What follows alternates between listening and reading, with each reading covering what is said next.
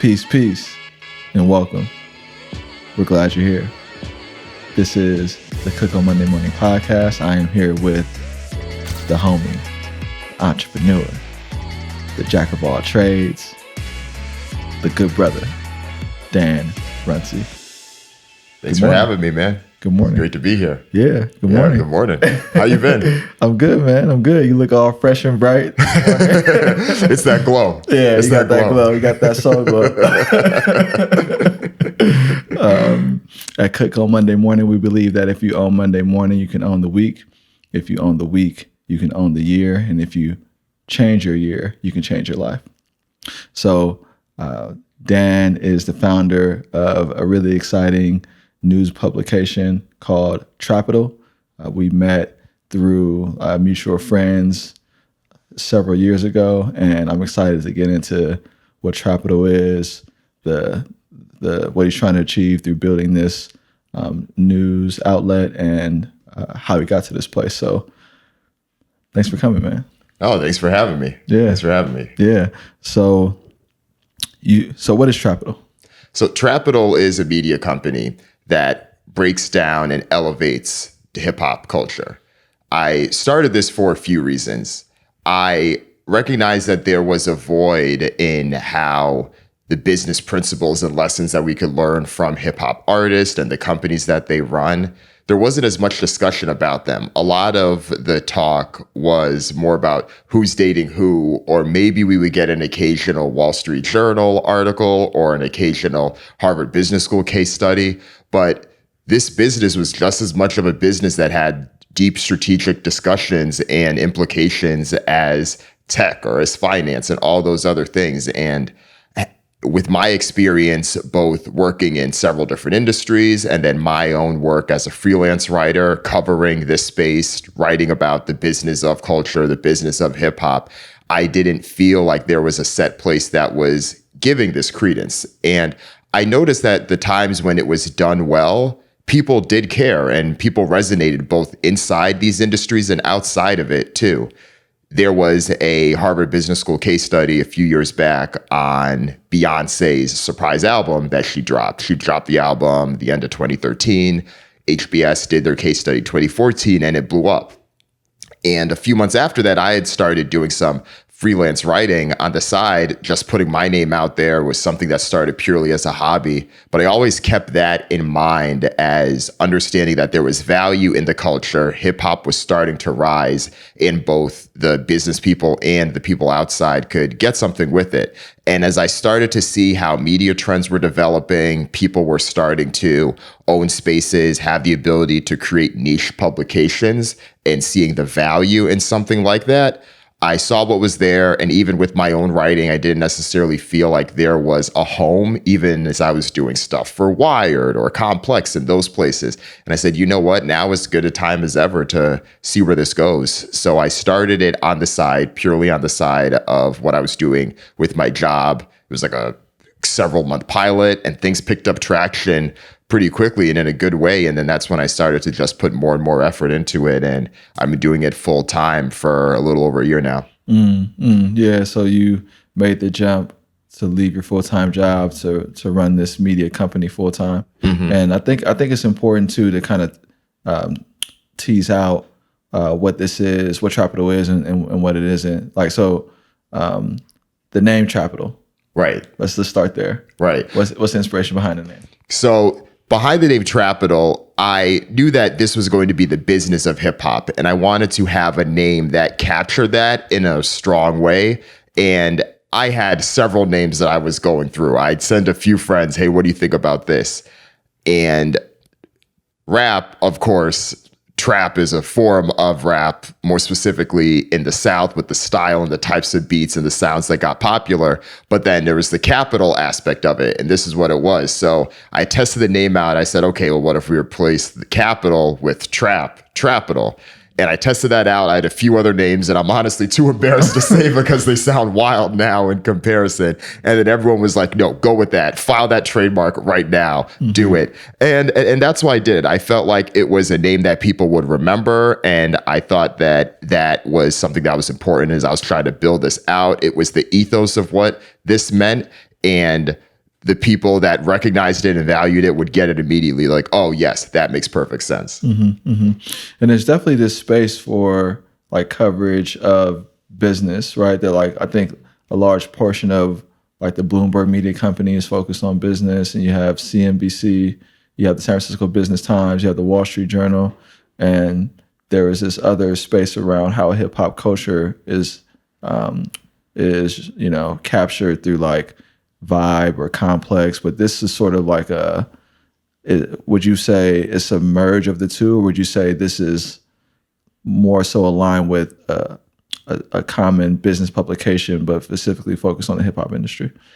Right. I think it's a few things, because I know that there are places that have written about the business of X thing related to culture, but I wanted to make sure that Trapital was both relatable in a way where this is someone that is talking about this, that grew up in understanding and listening to this music and respected it well before I even saw a business opportunity there. So making sure that that comes through with the same level of rigor that a Wall Street Journal or a Harvard Business School or even the New York Times, when they've done good write-ups, any of these places have done it. So thinking about the mix of those puts me into that industry trade publication aspect, but making sure that it has the cultural relevance and the references that I'll put in there, make sure that it can extend its reach. And I think it does it I do that for a few reasons. One, it addresses the readability and the interest that people have, because I still do think that sometimes trade publications, when they have an opportunity to be relatable, don't always do so, because their thought is that I am writing to an executive team at ESPN, or I'm writing to an executive team at Rock Nation, or wherever it is. But at the end of the day, we have to realize you're still people, and they themselves are fans of this stuff. So when we think about talking as people and you are a company, how can you do that in a relatable way? So that's where, when I often hear the trade publication classification, I make sure that we realize that, no, this is an element of interest for the consumer. And I think it does a few things. It also addresses that these are people, regardless of whether they're a CEO or not. But it also improves the reach of Trapital as well, because I think the more people that read it and realize that they can get several things out of it, that then makes sure that other people can get it too, so that it can get in the hands of another executive or someone else, because someone that's a consumer may see it as well. In some ways, it's a little bit like a Pixar strategy in what they've done with movies, how they've been intentional with most of them to make sure that both adults and children can get something out of this, because it helps extend the reach. And that's why they all make close to $1 billion now. So similarly, how do I write something that is just as relatable to both the business consumer and the social consumer that just wants to learn about this for entertainment? Okay, interesting. And you also made an intentional effort about remaining independent. And so explain what like independence means and how you're accomplishing that with your publication. So one of the main purposes for me was to have a niche and to be the main person behind that niche, but also not necessarily be working for another broader company with this. And I think it does a few things. I think that there's a lot of ownership interest and ties with a lot of the media publications that are out there specifically covering hip hop or entertainment. And that's not necessarily a bad thing. I think the investment and a lot of those things that allowed them to do great work, but it's not exactly an unbiased opinion when we think about it, when so-and-so is owned by this publication, right?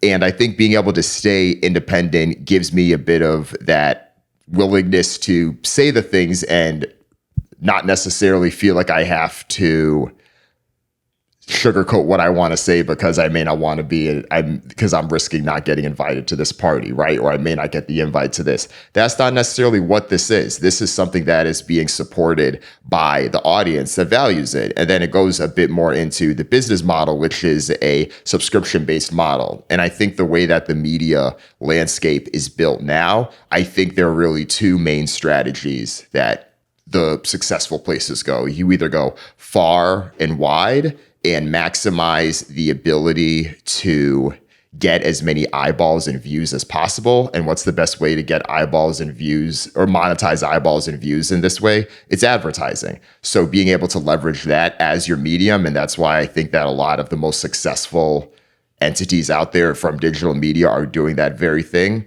Or it's to the other side where you're focused on a particular niche. You know that this may not necessarily appeal to everyone, but the people that are interested in it, there's a select few that will really value it. So what are the types of products and services that you can offer to them? And that's where subscriptions in the form of payments and membership makes more sense for the work that I'm doing.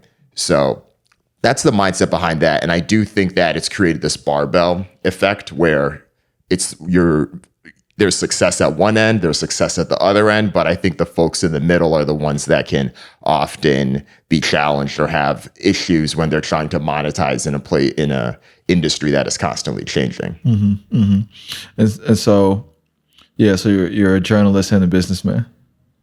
Essentially, yeah, because I think with both, this is both owner, operator, and the person that is making most of the content. Mm-hmm. And fortunately, as I've been able to grow, I've been able to leverage different resources and tools to be able to buy myself more time, or things such as editing or marketing, reaching out to different freelancers to help with those things. But no, I do think that there is value, if you're smart about how you manage your time, to be able to be both the content creator and the primary operator of the business when you have a logical thought on how you want to be able to monetize, but also knowing that this is a way to keep things low cost. And if you keep things low cost, having a small fraction of the pie that a broad media entity might have can work out very well and sustainable for you when your expenses aren't that high. Mm-hmm, mm-hmm. Yeah. I want to get a little into how you grew up. And I want to come back to Trapital. Yeah. Because I do think you have an interesting story. Like you've had sort of some like very formal, you've had some formal education from some elite institutions. Mm-hmm. But where'd you initially grow up? So I grew up in East Hartford, Connecticut. Okay. Yeah. And so right outside of Hartford. And what is East Hartford like? Just paint a picture of East Hartford, like what the community is like. So East Hartford's community is interesting. There's always this running joke growing up that Connecticut is one of these towns Connecticut is one of these states where you literally can have the highest forms of wealth that is less than an hour away and some of the highest forms of poverty. And both of the sides literally have no idea what life is like. Mm-hmm. For the other. And I think that encapsulates the state pretty much. And I think the areas that end up having most of the unfortunate areas are the biggest cities, which is Hartford, Bridgeport, and New Haven. East Hartford's on the outside of that. So to some extent, because I think it's a mix of the two, where even in our high school, there were a few people in the high school, public high school I went to, East Hartford High, that were really well off, but there were many people that weren't. And if I'm thinking about things from a demographic perspective, I want to say that our high school was most likely around maybe 40% white, 35% black, and then at least another 30 Latino, and then it was a mix of everyone else after that. Mm-hmm. So it was very interesting, even just driving around town, and you could see like grand wealth disparities and gaps. So in many ways, I've often talked with several of my friends. I'm fortunate to be able to grow up somewhere like that, where I felt like there were literally all sorts of people that we could be able to connect with and be able to have friendships with. But I will say, as I continued on in life after high school, the places that I went to after didn't necessarily reflect that in that same way. Mm. And that is something that I think I've definitely been cognizant of over time. But yeah, that's the one thing that I look back on the most about growing up there versus places I've been since then. Mm-hmm. And what about home life? Are you only child? Do you have mom and dad? Like what are your parents like? Yeah, so grew up with both parents. I have an older brother who's 10 years older than I am, and all of them were born in Jamaica. So, oh, you Jamaican? I'm Jamaican, man. I know that. Oh, really? We never talked about this? No. Wow, that's crazy. We never talked about this. Yeah. But yeah, so it all makes sense now. now it all makes sense. Everything falls in line. It's like, okay, that's why you are that way. But yeah, no. So I love Jamaica. Oh, you do? And Jamaicans. No, nice. Thank you. But continue. Thank you. The glow makes sense now. The glow that I was talking about before. Yeah. Or the people having like 15 jobs. That all makes sense. Well, continue. So yeah, my mom came up in the 80s. My dad came up with his family in the 70s. And then my brother came up right around the time that I was born. But yeah, they had moved to Hartford, the area specifically, because Hartford is one of the biggest areas outside of Brooklyn for Jamaicans in the United States. And we had some family friends there and were there. And I think growing up for us, it was interesting because I think that both of my parents grew up without much wealth at all in Jamaica. Both grew up poor, to be frank, and then came here and were able to establish lives for themselves because, as I joked around before, but I think it is true, they were willing to have multiple jobs and put their head down and in many ways do their best to try to both assimilate into what made sense for growing up in this culture, but also staying true to the roots of themselves. And I think I definitely respect that and admired a lot of that and saw a lot of that growing up. And even things that I didn't realize were Jamaican traits just became part of who I was, being around them, being around my grandmother, who was my mom's mother, who had lived with us until I was 7 and then moved about a mile away from us to have her own place. And then my aunts and her kids came afterwards. So there was always a bit of this influence there. So it was always fun to be around them. And I think it was also interesting seeing things from my older brother's perspective because he moved up here when he was 9 years old, like I said, right around the time that I was born, and was in many ways looking up to what he had done and thinking about, okay, we didn't overlap in friends because he was too much older, but thinking about the types of people we hung out with, the sports that we played. So it was an interesting time to go through a lot of that. Yeah. Yeah. And so what are some of the major lessons that you would say your family instilled in you when you were young, or what type of example did they set for you? You talked a little about having multiple jobs, but right. How did that translate into a message about who you were and what you were supposed to do?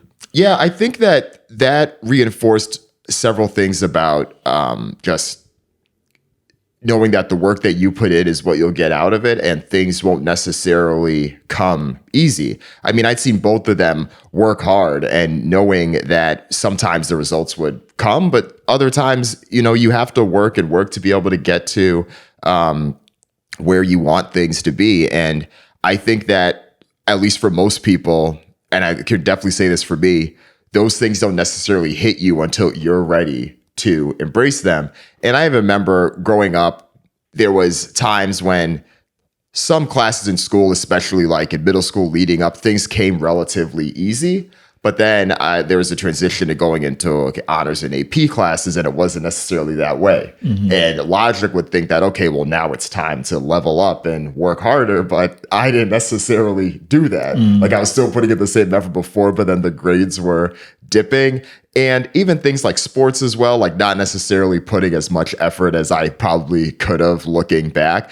And it wasn't until going to college and having initially gotten a scholarship to go to college, but then not having my grades where I felt like they should have been, or not even where I thought they should have been, where the school thought they should have been, because I had lost the scholarship that I had to maintain the 3.0 GPA that I needed to keep that. And I'd written this persuasive essay to try to get it back, and that wasn't working out. And that's when it kind of hit me that, okay, this is the first time that you've literally had a true setback. I mean, there was minor things like, yeah, I may have not gotten into the dream school I thought that may have necessarily would have happened, but I was still, happy at the time with how it turned out. But that was the first time where it was like, wow, this is going to have a financial impact on you. So I think at those points when you hit reality, the lessons that were reinforced were reminders of, yeah, your parents had that and even your brother had that type of mentality because they knew what it was like. And in many ways, you grew up a little bit more fortunate than them, but never necessarily had to work as hard for the things you wanted to. And it wasn't until that point when you were on your own to some extent, being a freshman in college, that I was like, okay, now it's time to turn things around and realize that you have to work much harder to get what you want. Mm-hmm. Yeah, I think it's important too in that story to call out that you took responsibility for the setback. Like you didn't blame somebody else, you blamed your own effort, and that sense of responsibility, I think, really does carry people throughout life. Did you get an athletic scholarship or an academic scholarship? Academic. Okay, and what sports did you play in high school? So in high school, I did track. Okay, your track. Okay. Yeah. And were you involved in like several clubs, or was it just school and track? Or? Yeah, no, I was involved in several clubs. Like I was involved in the high school's student council. That was probably the biggest one. And there were other things related to student council that I ended up having a hand in. Okay. Yeah. Okay. And so, and where did you do your undergrad? I went to Quinnipiac University. Quinnipiac. Yeah. Okay. And where is that? It's in Connecticut. It's right outside of New Haven. It's a town called Hamden. Hamden. Yeah. And so, what was the transition like from your high school to Quinnipiac? How you say it? Quinnipiac. Quinnipiac. It was interesting. It was one of, if this makes sense, it was a culture shock, but not necessarily, it didn't strike me in ways until I was like weeks in. And then even afterward, it was like, oh, wow, like this is different. Like you'll probably, like, this is going to be a funny story, but I felt like I knew what it was like to be around,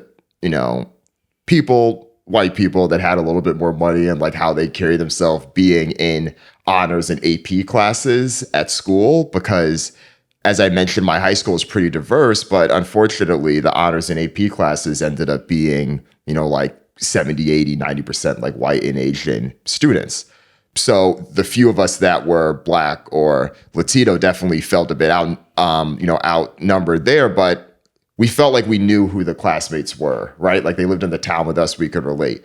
Going to college, it was like going to college there was completely different. I mean, there was people on my own dorm room, like months after that was like, hey, I'm not going to be honest. The first time I met you, I was like scared out of my mind. And hearing that had surprised me because I didn't necessarily think of myself as intimidating person in that type of way in any sense. Or people would ask me questions that just showed a lack of like cultural understanding and sensitivity. And I'm just like, wait, what? Really?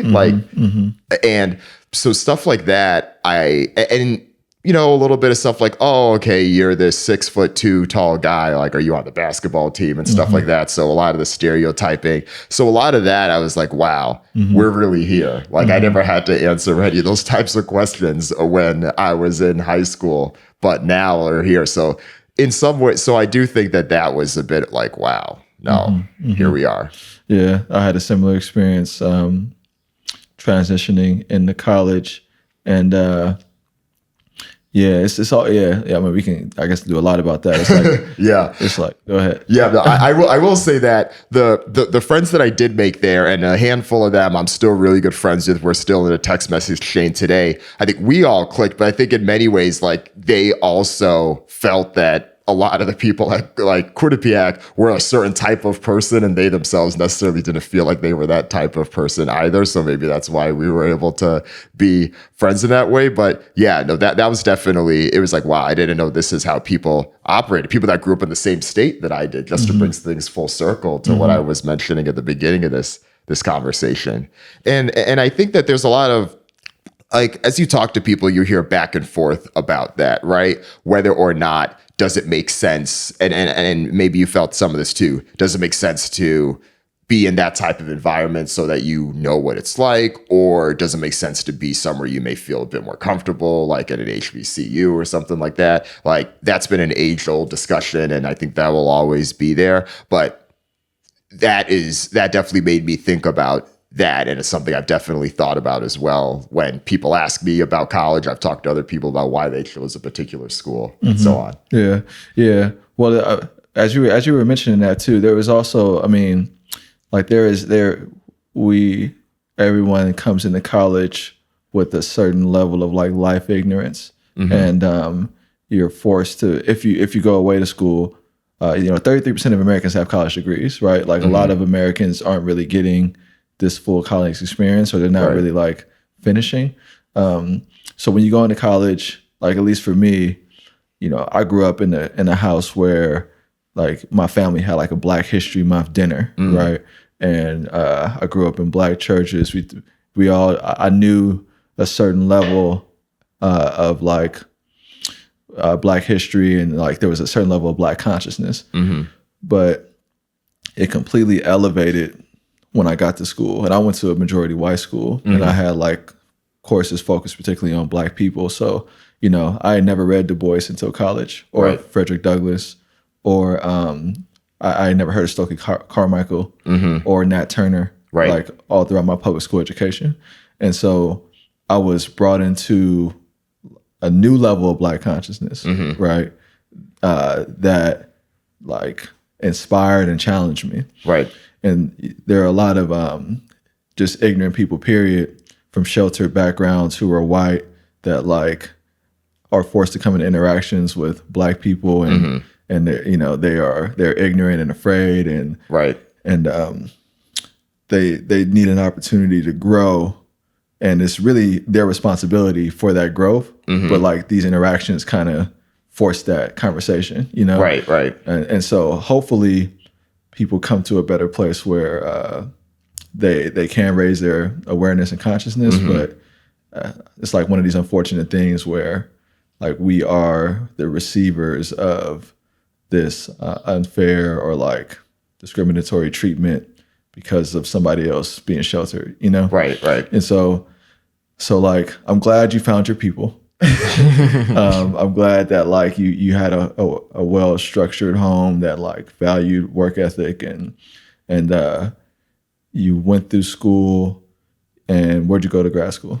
So I went to University of Michigan. Yeah. So you're my second Michigan guest. Nice. Do you know Randy Saraguchi? I don't know if you know him. I don't think so. Yeah, but he did undergrad in Michigan, and he went to law school at in DC at American. Okay, but cool. you did your MBA. Yeah, I did my MBA. Okay. Yeah, so I went to business school in Michigan. And I think similarly to when you're talking about the cultural aspect, Michigan was, I think, hit at an interesting time too, because as you mentioned, you had a lot of your own like cultural like elevation in college. I think for me, a lot of that came even after college, because I think both to my, just to think where my head was at, even though like I knew that I had people I felt comfortable with, and obviously I met my, some good friends, met my now wife at Quinnipiac as well. I wasn't particularly in a mindset where I was ready to like fully embrace a lot of that beyond, knowing who I was before. But I think working and so I worked for Travelers, which is an insurance company. I think a lot of the mentors and people I met there, ironically enough, that's where a lot of that trajectory ended up coming for me in terms of that. And then going to Michigan, which did have, although similarly it is a predominantly white institution, there was concerted and stronger diversity efforts than I think I had ever seen at the undergraduate level. So a lot of the people that came with us through the same recruiting programs and that stuff were able to develop a strong bond, and then being able to both interact with each other there, and then learning a bit more about what it's like in Michigan and people from all over the world at this point. I think that was an interesting experience. And of course, I think from a more practical perspective, it was good for me to be able to make the career transitions that I had wanted to, and use that to take my next step to go to the next level in my career. And you didn't go straight in to Michigan. Did you work between? I worked in between. Yeah. So I worked for an insurance company in Hartford. Yeah. The Travelers. Yeah. Yep, the Travelers. And how long were you there before? I was there for 3 years. Okay. Yeah. And so why did you decide to go to get an MBA? It was on the back of my mind for a while, but it's funny, the thought about it changed. I initially thought I was going to do like a 5-year program at undergrad, but then talking to a few mentors, they were like, no, you should go somewhere different, and because that's where you could really level up or do XYZ. And I was like, why would I do something different? I was still caught in this mindset, but then they were the ones that explained why that's important. And I said, okay, well, I'll work for a few years and then see how it goes. But then when you started working for a few years, I think I had this internal decision where I took my GMAT test early on and said, okay, I have an idea what work is like here, and things may go well, like things may continue to progress, but the score lasts for 5 years. I feel confident if I'm going to go at all, it probably would be in the next 5 years. So let's just have the score, have the grade set. But then after that, I think I started to realize both some of the pros and cons of the insurance industry. The pro is that there were some very smart people that I worked with. I still feel like that is one of the smartest talent groups that I've been a part of. But insurance, especially in places like Hartford and elsewhere, they pay people quite well. And I think it's one of those things where it can easily become a bit of a trap, if you will, and it can be harder to adjust that lifestyle. Like most of the people I knew, like by the time that they were, just entering the late 20s, like 27, 26, 27, some of them it was like house, marriage, kids, multiple of them, because that's what the lifestyle had. And I think I paused, and I think my then girlfriend, now wife at the time, were just kind of like, I don't know if that's necessarily where we're at either. So I said, you know what? I think this is the time to switch, because although from a salary and career perspective may be able to go high, I think it quarters you into that financial services and insurance industry. And I didn't necessarily think that that was the determined future, although things could have went well. So I said, no, now's a better time than ever to make that transition. So that's what led me to make the transition. Then when I did, I think it was still on paper a little bit earlier than most people would have. I think the average person goes into business school after about 5 or 6 years of experience. So I was a bit on the younger side at 3. And I think several people that were good mentors that I trusted were like, no, wait, like you can go get another job if you want to do that. But I was like, you know what? I don't know where my life will be in a couple of years. When you're feeling something, just go for it. And things ended up working out. Mm-hmm, mm-hmm. Yeah. So how did you end up in San Francisco? So it's funny. I ended up in San Francisco. Ironically, it was a little bit by chance, because I had applied to this program called Education Pioneers, which is this fellowship program for people that either have management experience or education experience themselves and wanted to do more work in a type of education management type role. And it was one of the things that I was considering to do afterward, because I was thinking long term. I was like, this may be of interest at some point, and I've always been interested in this type of program. So I applied, and I'd gotten a internship offer from the place I interned in the summer before, but I ended up declining that, and I wanted to explore the horizons. And I said, you know what? I don't have a job lined up, but this is a 10-week program. Let's see where things go. And you had to rank the cities where you could go. And at that point, I was very much fixated, like, oh yeah, I want to go to New York. I've always wanted to live in New York. It was probably the city that I spent the most time in those years where I was working at Travelers, visiting friends and stuff. And I said I wanted that experience. And I think my wife was interested in it as well. So I put New York 1. I put San Francisco 2nd, because I didn't come out here since I was in high school. My parents went on a vacation, and I tagged along with them for a few days. And I was like, okay, this tech thing is starting to gain some interest out there, and there is some education management and tech things going on. Maybe I'll just put that as 2. Let's see what happens. And I forget where I put afterward. Got the call. They didn't get the placement in New York, but they were able to get the placement in San Francisco. And I said, all right, it's 10 weeks. I know it's an expensive place to live, but let's just see how it goes. Mm-hmm. Came for 10 weeks. After like 4 or 5 weeks, I was like, okay, no, this is it. Because even if it didn't end up being with the job that I got placed with through Education Pioneers, I knew that there was still a ton of opportunity out here, and I liked the energy and the vibe. And I did feel a confidence in my ability to make things work, although the student loan payments were going to start kicking in a few months, and I didn't have as much money to my name still, just with how much money that I had spent from what I had saved up from 2 years of not working. But I said, no, I feel confident things are going to work out here. And eventually they did. But yeah, that's what brought me to San Francisco. How would you describe the energy and the vibe?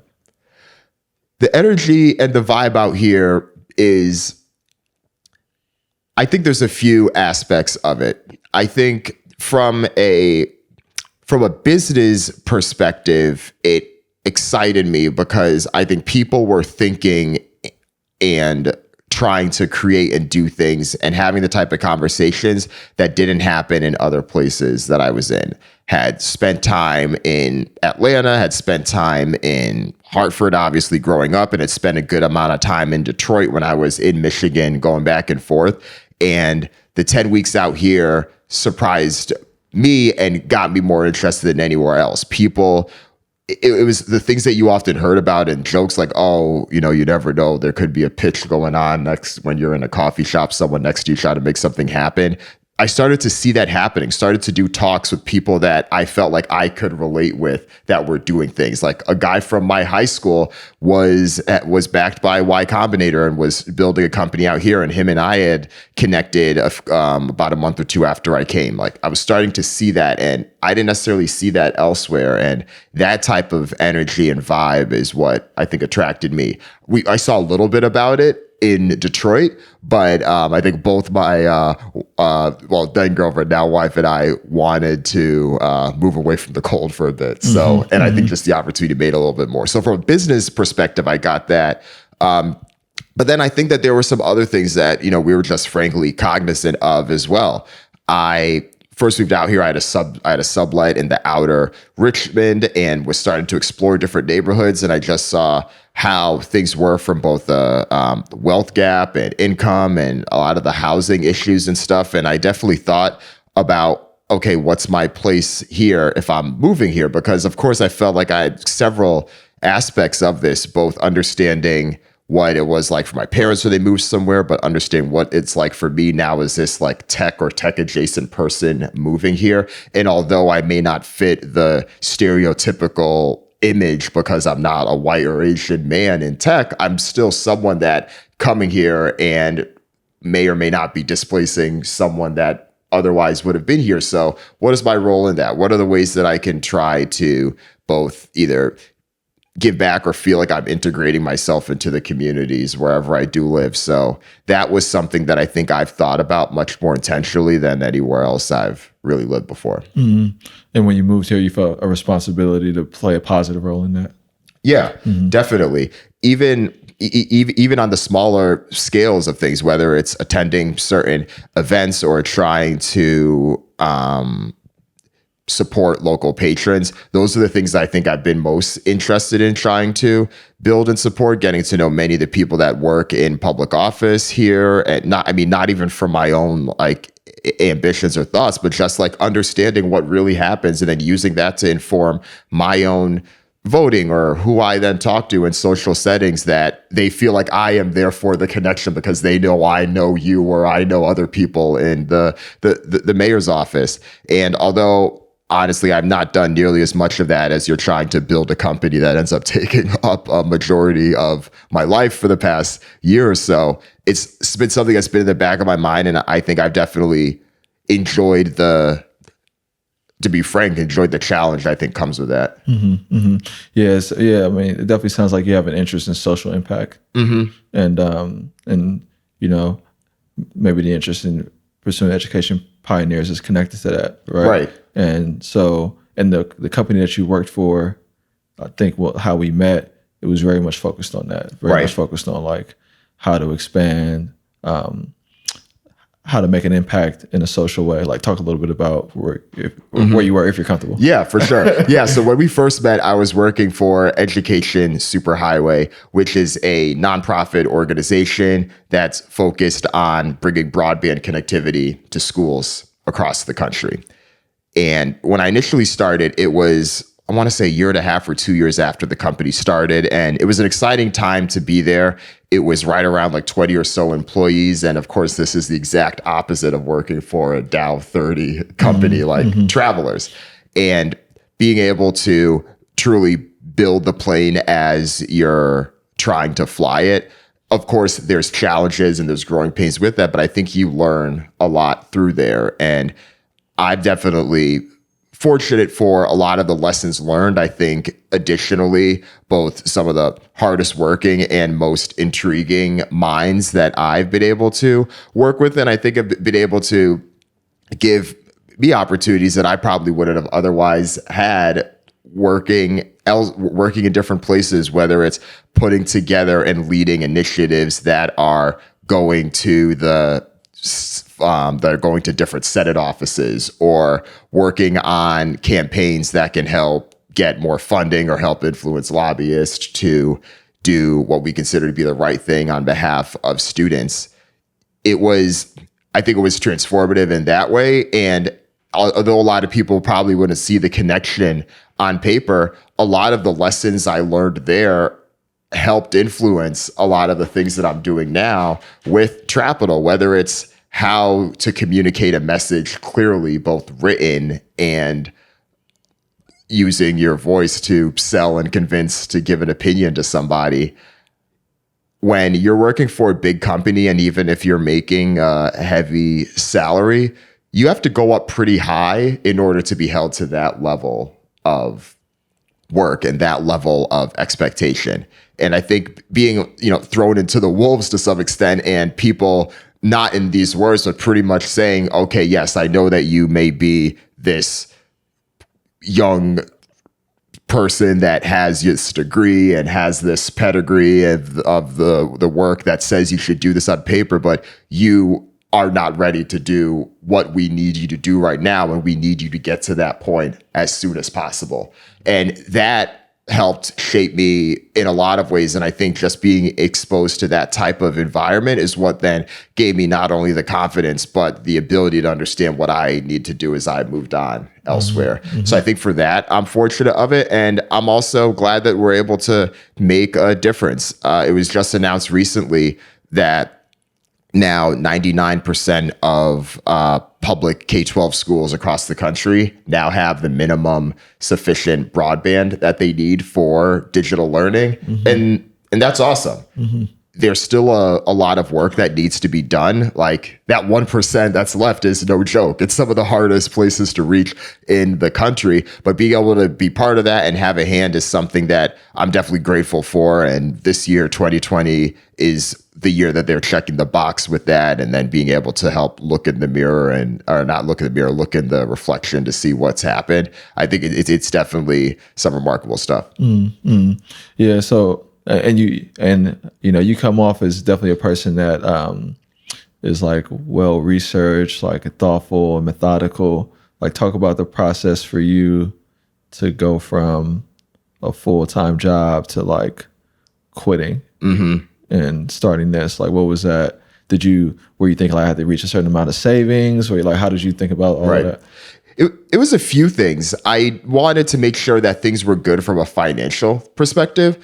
I wanted to make sure that things were good from like a security perspective, because my wife and I were still newlyweds and we're trying to think about what the future looks like in this expensive city of San Francisco. So I wanted to make sure that if things didn't work out, we weren't jeopardizing our future long term in any type of way. But I knew that there were a few things. One, I felt like I got things good from a financial perspective. Like, pretty much when we moved here, I was able to, or both of us were able to budget our lives based on the salaries that we initially had, and pretty much kept that. So any of the bonuses and pay raises we got were just like cake on top. Mm-hmm. So being able to save that, even in the back of my mind, if it wasn't to go save up and go start something, it was like, save this because you never know what may happen that you may want to be able to tap into. So from the financial perspective, it was good. But then also I knew that this business needed to hit some milestones itself. I knew that there's a few things. One, there's this aspect of momentum, and you want to be able to capture that and lean into that. And I think if you wait too long, then that could be a bit of a challenge. So I knew that there was momentum. I knew that it wasn't just growth, but it was the right type of growth that I was getting, like names that we had heard name dropped in rap songs, or people that had power that were always on these Billboard 100 people that are the most powerful. Those were the type of people that were starting to join the email list for Trapital, reading and sharing my stuff, and, you know, in private messages saying, hey, this is great, keep this up. And those were the type of things, almost more than just the volume of people, that convince, hey, this is good, and I think this can go even further if I'm doing more effort on it than nights and weekends. So once I had the financial security to at least cover a year of my living expenses, I said, no, this is the right time. So that was the thought behind it. And yeah, so I made that decision a little over a year ago. Yeah, that takes discipline. Yeah, it was tough because, I mean, I don't necessarily think that either my wife or I live extravagant lifestyles, but we also want to be able to go out to dinner on a weekend and not feel like, oh, you know, maybe we can't do this. And knowing that she was also in school during a lot of this time as well. So I knew that us being able to go on like the big vacation that we did, or some of that stuff, wasn't going to necessarily happen. So I think a lot of that made it easier to be like, no, well, let's do it now. You know?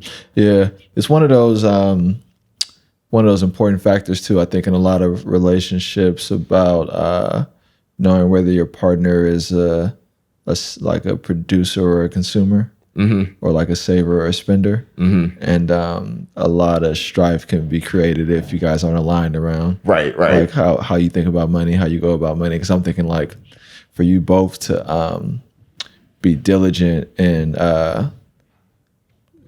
saving a year's worth of living expenses in San Francisco, you know, that's impressive. You know?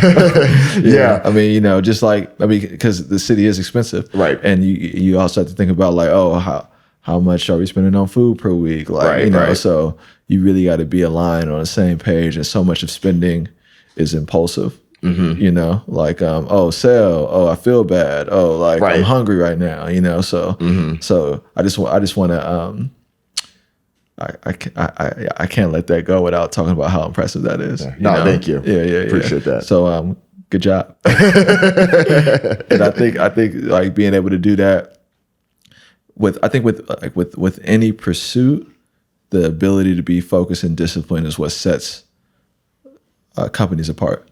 Like, all of these things have a certain amount of activities, and if you are in a mind space where you're used to committing, right, because like I think that's the difference maker between so many people, right. So I feel like you're gonna win.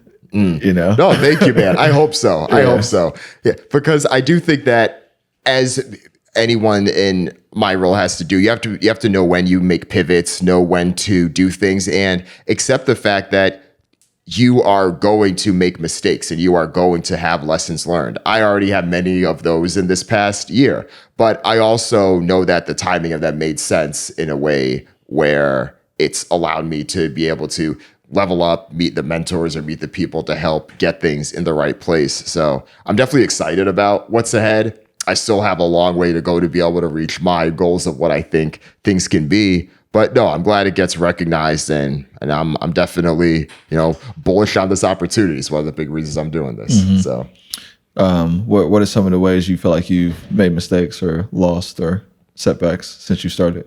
One of the biggest is I have focused more on the product itself over the distribution of it. And by that, I mean, I've wanted to make sure that both the quality and the message of the content itself was as great as it can be, because I knew that I'm coming at this industry from someone that, as I mentioned before, doesn't necessarily have the, I don't want to say credentials, but doesn't necessarily have the rubber stamp of, oh, this is, you know, Jay-Z's guy, or this is Russell Simmons' guy.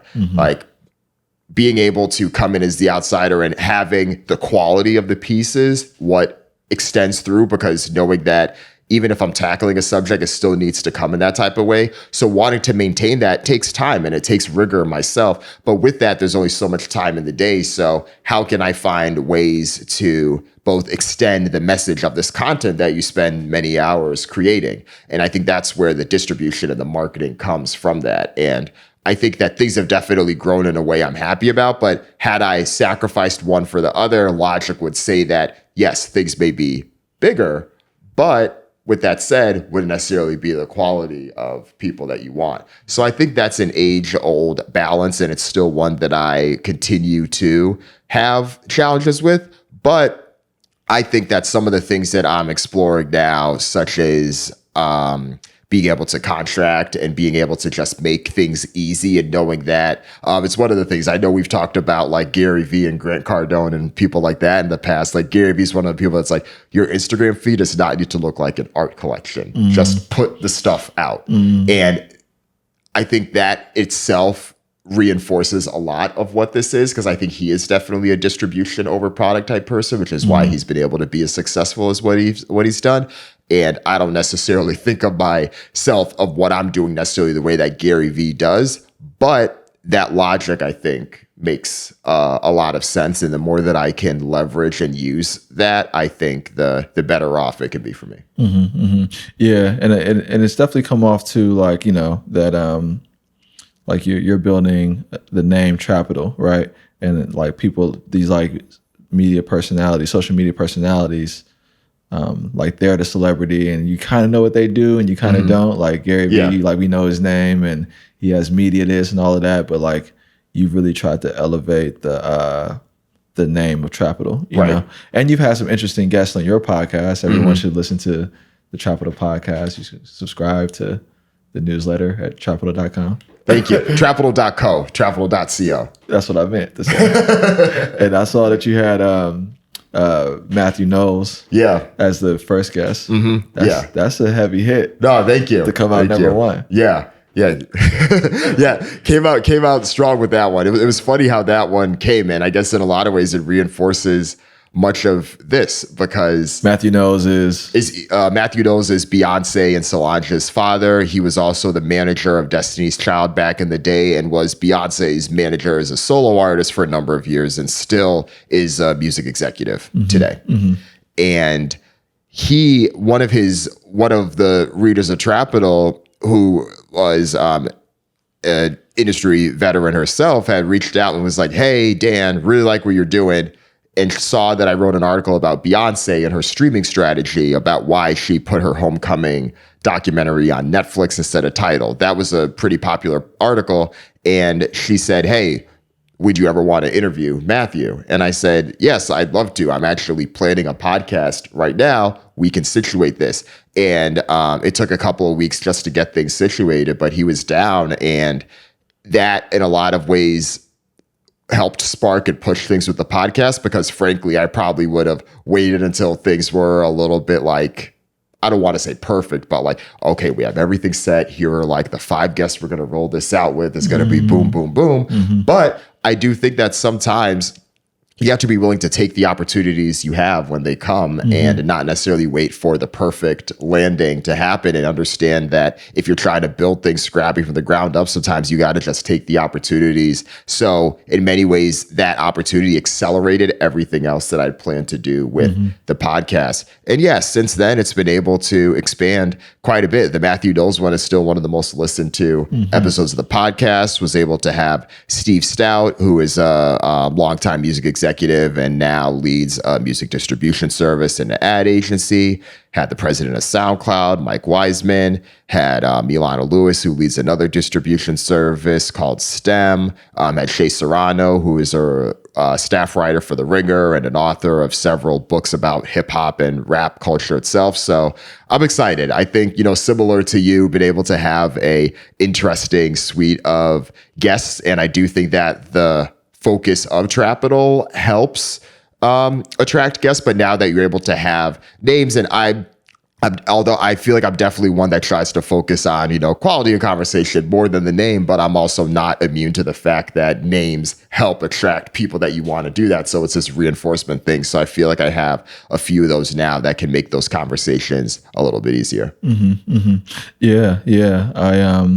I loved how, over the course of, you building Trapital and me like experimenting with Cook on Monday Morning, we've been able to trade notes and books that have inspired us and like methods that we've enjoyed. You know, I think that and I really want to see you be like one of the main voices in media on this topic and like the trusted source that people aspire to get covered in. You know, I think that your work ethic and what you're aspiring to do, and what it means for you to be a Black man building a media company covering a Black art form, is really important. So keep pushing, bro.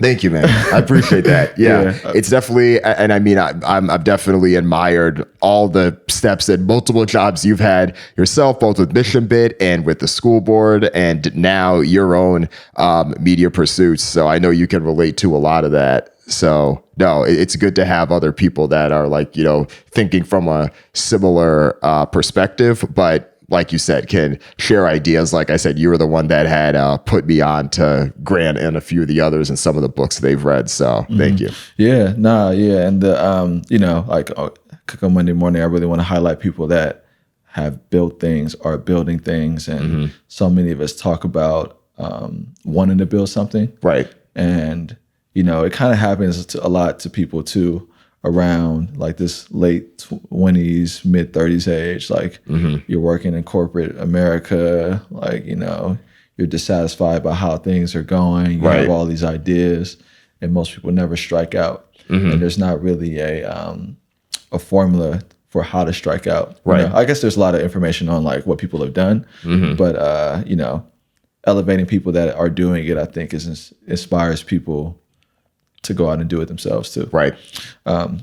So, I always end the podcast talking about leadership and legacy. And, starting your own company, trying to bring in other vendors, try to make your way through the industry. Do you have any guiding principles when it comes to leadership? Yeah. I think that a strong leader needs to be both bold and empathetic as well. I think those are the two words I use: bold and empathetic.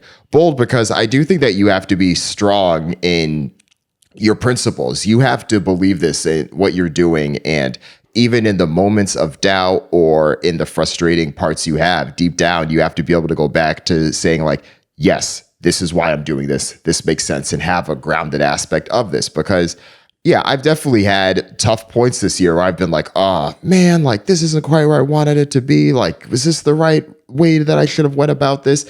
And trying myself to not let those moments get too deep, because then you don't want to get down that rabbit hole of just being like frustrated, and it throws your day off. So being bold in that and knowing that you have that conviction to be like, yes, this is what I believe in. And it's almost to the point where if you're someone that has a media presence, you want to get to the point where people feel like, all right, enough already. We get it. Like, I know people may say that a bit tongue in cheek, but those are the people that believe in their calling cards and their stamps of what they're saying, whether it is someone like a Chance the Rapper or Russ talking about why it's important to be an independent artist, or some of the venture capitalists that are out there telling people to like, no, don't do a regular VC deal, like, keep equity and all this. Like, there's nuance that I think gets lost with that, but having the boldness, I think, makes a difference.